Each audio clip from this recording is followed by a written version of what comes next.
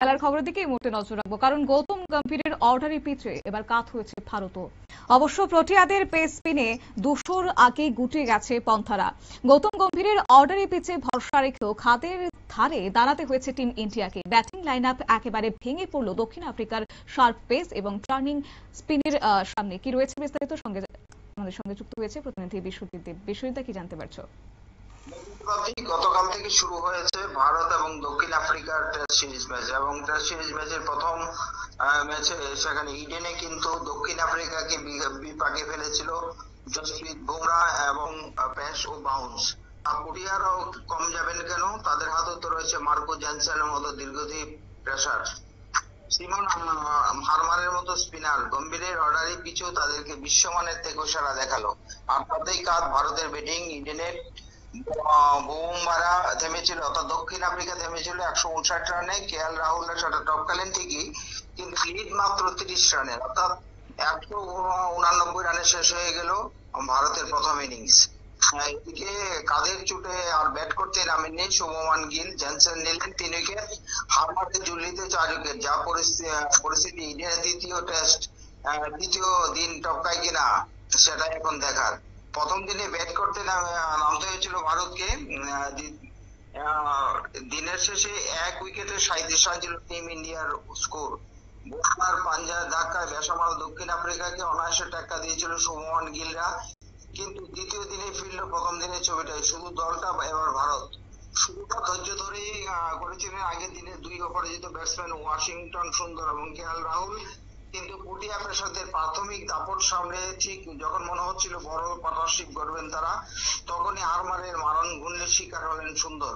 প্রথমবার 3 নম্বরে ব্যাট করতে এসে 82 বলে 29 রান করলেন অলরাউন্ডার। ইডেনের এই ঘূর্ণি পিছে যা একেবারে ফেলনা নয়, তবে ভারত বড় ধাক্কাটি হলো সুন্দরের প্যাভিলিয়ন ফেরার পর। ভালো ফর্মে থাকা অধিনায়ক শুভমান গিল নেমে মোটে 3 বল খেলে চোট নিয়ে মাঠ ছাড়লেন, পরে আর ব্যাট করতে নামেননি।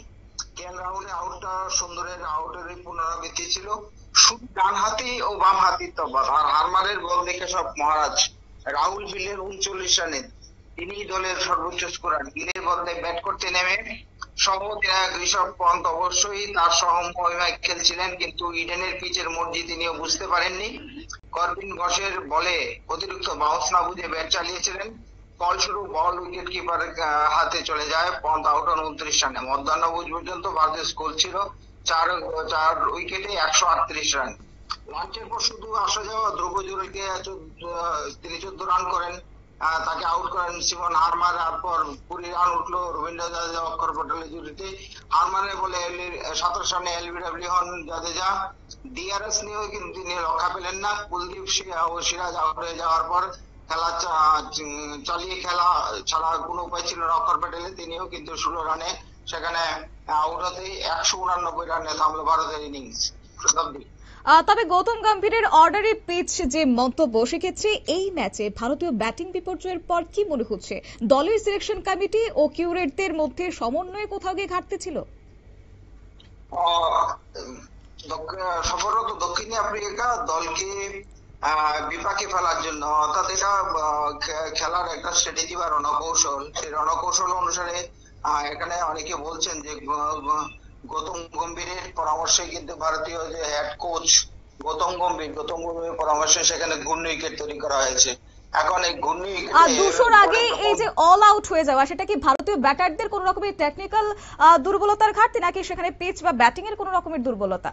সেখানে অবশ্যই ঘূর্ণি উইকেট বানিয়েছে, সে যার জন্য ঘূর্ণি উইকেট বানিয়েছিল দক্ষিণ আফ্রিকার ব্যাটসম্যানদের জন্য। সেখানে কিন্তু ভারতীয় বোলাররা কিন্তু দক্ষিণ আফ্রিকার ব্যাটসম্যানদেরকে বিপাকে ফেলেছে ঠিকই, কিন্তু সেটা কিন্তু বুমেরাং হলো। পরবর্তী সময়ে কিন্তু ভারতে কিন্তু মাত্র 189 রানে অর্থাৎ 30 রানের লিড নিয়ে অল আউট হয়ে গেল শতাব্দী। একেবারে তাই। তবে ভারতের মিডল অর্ডারে দীর্ঘদিনের এই সমস্যা যেটা লক্ষ্য করা যাচ্ছে, তবে সেক্ষেত্রে কি মনে হচ্ছে ভারত বিশ্ব মঞ্চে বারবার মিডল অর্ডারে ধসের শিকারী বা কেন হচ্ছে? ভারত মিডল অর্ডার ব্যাটসম্যানের যে দুর্বলতা তুমি বলছো, সেটা কিন্তু আক্ষরিক অর্থে নয়। ইংল্যান্ড সফরে কিন্তু ভারতের শুরু থেকে শেষ পর্যন্ত মিডল অর্ডাররা কিন্তু ভালো ব্যাট করেছে এবং সিরিজ সেখানে কিন্তু ড্র করেছে। অস্ট্রেলিয়া তো অনেকটা এরকম হয়েছিল, কিন্তু সেই জায়গায় ইডেনে যে ঘূর্ণি পিচ বানানো হয়েছে সেই ঘূর্ণি পিচ নিয়ে কিন্তু ইতিমধ্যে বিতর্ক তৈরি হয়েছে এবং এই ঘূর্ণি পিচে কিন্তু ভারতীয় ব্যাটারদের জন্য সেখানে বুমেরাং হয়েছে বলে অনেকে মনে করছেন। ধন্যবাদ। আপনারা শুনলেন, অর্থাৎ গম্ভীরের সাজানো অর্ডারের পিচে ব্যাটাররা ভরসা রাখলেও বাস্তবে কিন্তু চিত্র ঠিক উল্টোয়। কেননা সেক্ষেত্রে ব্যাটিং লাইন আপ একেবারে ভেঙে পড়েছে দক্ষিণ আফ্রিকার শার্প পেস এবং টার্নিং স্পিনারের মধ্যে। নিয়ে নিচ্ছে ছোট্ট একটি বিজ্ঞাপন বিরতির সঙ্গে থাকুন।